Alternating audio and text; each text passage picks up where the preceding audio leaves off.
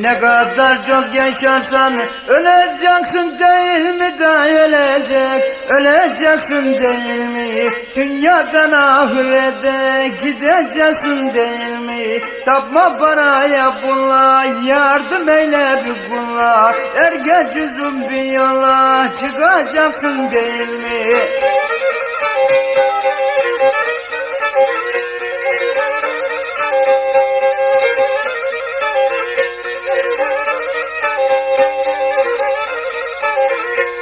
Dünya haklı olanın aldığını verenin de aldığını verenin doğruluğu bilenin korkusu yok değil mi?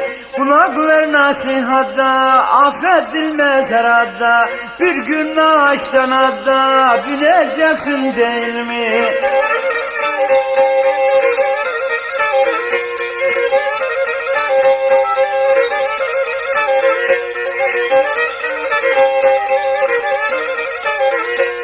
Babam da geldi geçti, geri bakmadı bile da geri bakmadı bile. Ağlamıştın nafile, yalvarmıştın değil mi?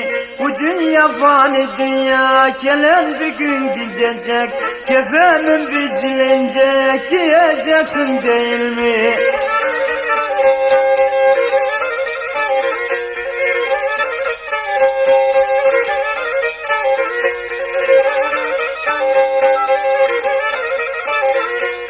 Ne yaptın bu dünyada? Saçın başına aklaştı da saçın başına aklaştı.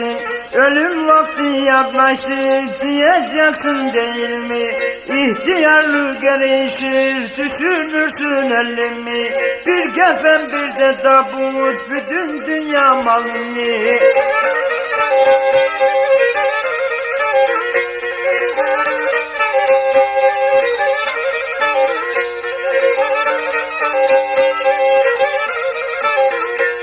Allah rahmet eylesin, dua etseler dersin, dua etseler dersin, unutulur gidersin, mezarında değil mi? Unutulur gidersin, mezarında değil mi?